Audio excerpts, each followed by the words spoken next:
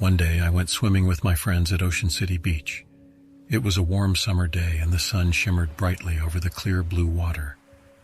Laughter and excitement filled the air as we splashed and played in the gentle waves. Little did we know that lurking beneath the surface was a terror that would forever haunt our memories. As the day wore on, the beach became more crowded, but that didn't dampen our spirits. We ventured further into the water, feeling the thrill of the sea surround us. I was with my best friend Sarah, who was always the adventurous type. We swam side by side, enjoying the thrill of the waves crashing against our bodies. Suddenly I felt a shiver crawl up my spine, as if someone were watching me. I dismissed it as mere imagination, trying to focus on the fun we were having. But the feeling persisted, and unease settled in my heart like an unwelcome guest.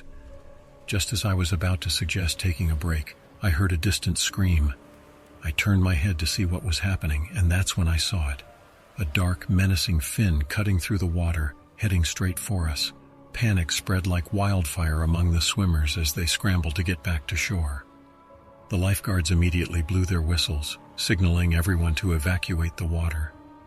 Fear consumed me, and I began swimming towards the shore as fast as I could, Sarah right beside me. But as we fought against the waves, the distance between us and the shoreline seemed to stretch infinitely. The beach seemed so far away, and the water felt like a treacherous maze. My heart pounded in my chest, and with each stroke my arms grew weaker. I could hear my own ragged breathing mixed with the chaos around me. The screams and cries for help echoed in my ears, intensifying my fear. I couldn't shake the feeling that the shark was right behind us, closing in with each passing second. Just when hope was slipping away, Sarah shouted, "We're almost there! Keep going!" Her words ignited a spark of determination within me, and I pushed myself harder, praying for the safety of us both. As we reached shallower waters, the waves pulled us back with their merciless force. I stumbled and fell, gulping a mouthful of salty seawater. Coughing and gasping, I fought to get back on my feet and keep moving forward. Finally, with sheer willpower, we managed to reach the shore. Exhausted and trembling, we collapsed onto the sand, grateful for our escape. But the horror of the situation wasn't over yet. The shark was still out there, lurking somewhere beneath the surface, waiting for its next opportunity. Emergency responders arrived, tending to those who had been injured in the chaos. Sarah and I clung to each other, realizing how close we had come to tragedy. But amidst the relief, an overwhelming feeling of guilt washed over me. Not everyone had made it to safety. The beach had turned into a scene of turmoil and sorrow.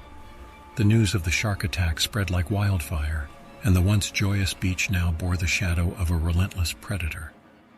As the sun dipped below the horizon, fear cast its veil over Ocean City Beach. People huddled together, whispering tales of the fearsome shark that had prowled just offshore. In the days that followed, the beach became a desolate place. The laughter and carefree atmosphere were replaced by caution and suspicion. Many questioned whether it was safe to venture back into the ocean, fearing the predator still lurked beneath the waves. The incident haunted me for a long time. Every night I would close my eyes and relive the terrifying moments of that day. The crashing waves were no longer a source of joy, but a reminder of the danger that lurked beneath the surface. Sarah and I struggled to overcome the trauma, seeking solace in each other's company. We attended counseling sessions, hoping to find some semblance of peace. But the memory of that day remained etched into our souls like a scar that wouldn't fade. Ocean City Beach may have seemed like an ordinary place, a paradise by the sea. But that day we discovered the horrifying truth that beneath the beauty and serenity, a predator could be lurking, waiting to strike at any moment. And it was a lesson we would never forget.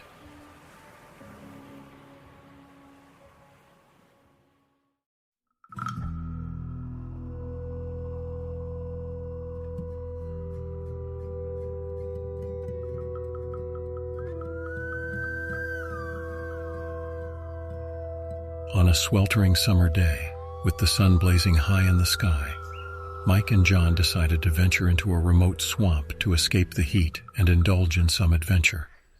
Unbeknownst to them, the swamp was notorious for its hidden dangers, especially during the day when alligators roamed freely, basking in the sun. As they entered the dense vegetation, the air was heavy with humidity, and the oppressive heat made it hard to breathe. Despite the discomfort, Mike and John pressed on, their curiosity outweighing their discomfort. They waded through knee-deep water, trying to avoid the thick mud that seemed to suck at their boots with every step. The swamp seemed almost serene during the day, with birds chirping and dragonflies buzzing around, but an eerie feeling persisted. It was as if the swamp itself was watching them, waiting for the right moment to reveal its true nature.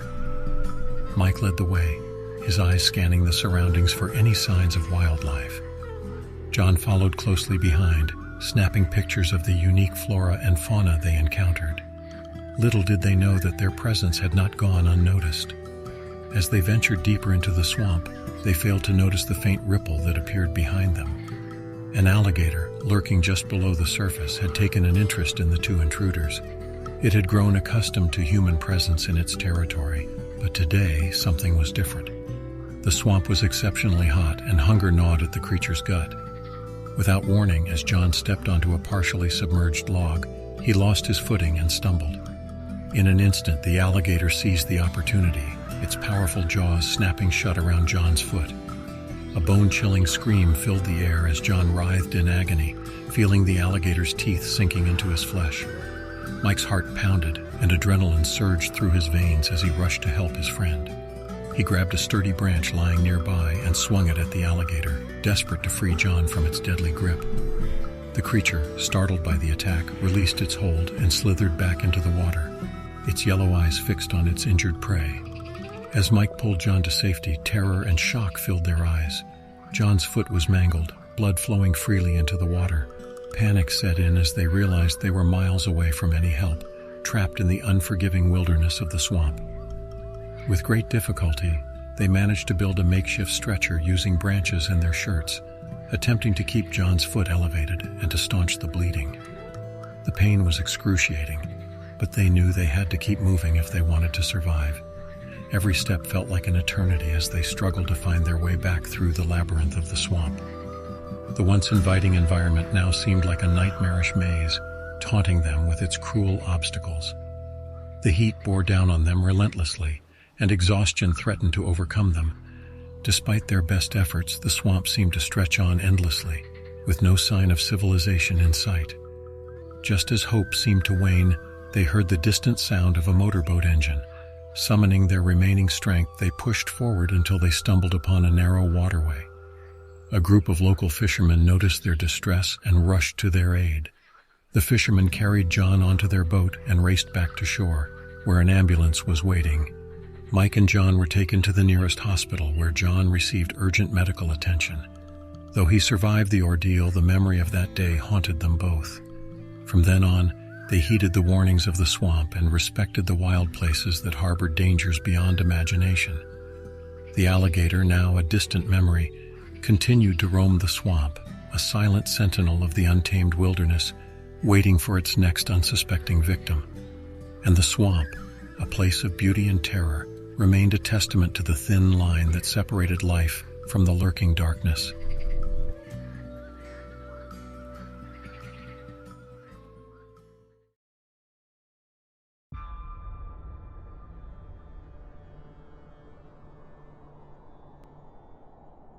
I'm Steven, and I like to go snowboarding. One day, my friend Alex and I decided to go sledding in a remote mountainous area. The snow was fresh, and the slopes were perfect for an exhilarating ride. Little did we know that this day of fun and adventure would soon turn into a chilling fight for survival. We hiked up the snowy hill, dragging our sleds behind us, excited for the thrill of speeding down the slope. The sun was beginning to set, casting a golden glow over the snowy landscape. As we reached the top, we took a moment to soak in the breathtaking view. "We're going to have an awesome time, Steven," Alex exclaimed, his eyes sparkling with anticipation. "You bet, Alex. Let's make the most of it," I replied, grinning from ear to ear. With a final glance down the hill, we pushed off and whooshed down the slope, our laughter echoing in the crisp air. For a while, everything was perfect. The adrenaline rush, the sound of sleds gliding on the snow, and the freedom of the moment. However, as we approached the base of the hill, something caught our attention. The once vibrant forest that surrounded the sledding area seemed to have become eerily silent. The birds had stopped chirping and the wind seemed to whisper a warning. "Did you hear that?" Alex asked, his voice low with uncertainty. "Yeah, it's too quiet," I replied, my excitement turning to unease. Suddenly, from the edge of the tree line, a pair of glowing eyes appeared. Then another set of eyes and another. A chilling realization crept over us. A flock of wolves had emerged from the woods surrounding us. "Stay calm, Stephen, we don't want to provoke them," Alex whispered, trying to control the fear in his voice. I nodded, my heart pounding in my chest.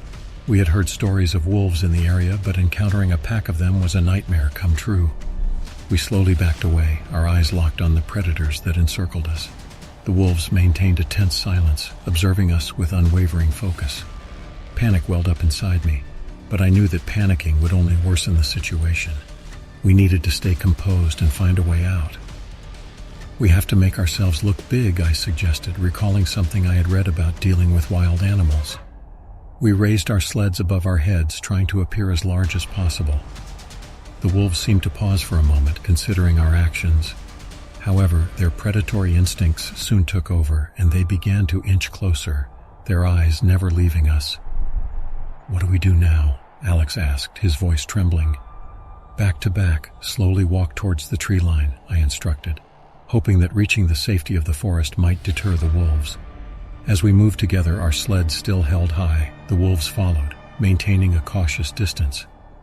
The forest loomed before us like a sanctuary, but every step felt like an eternity.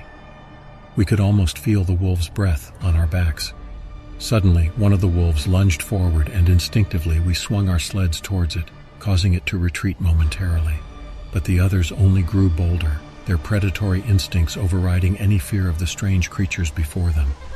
With the wolves closing in, we broke into a run, heading for the trees. Adrenaline surged through us as we darted between the towering trunks, our lungs burning and hearts pounding. We knew that the wolves were faster, but we had to try. As we ran, branches whipped at our faces and the terrain beneath our feet grew treacherous. The wolves were relentless, their snarls and growls echoing through the forest.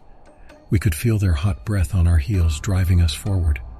Just as it seemed that escape was impossible, we stumbled upon a narrow ravine. With no other option, we leaped over the edge, sliding down the snowy slope, sleds acting as makeshift toboggans. It was a desperate move, but we hoped the ravine might offer some protection from the relentless predators. Miraculously, the wolves stopped at the edge of the ravine, unable or unwilling to follow us down the steep incline. We watched in relief as they paced back and forth, their fierce eyes fixed on us from above. Breathing heavily, we continued our escape, keeping the ravine between us and the pack of wolves. As the moon rose high in the night sky, we eventually found our way back to civilization. We were shaken, bruised, and forever marked by that terrifying encounter. Sledding would never be the same for us again. The wolves had shown us the ruthless nature of the wild, and we would always carry the memory of that day etched into our minds like a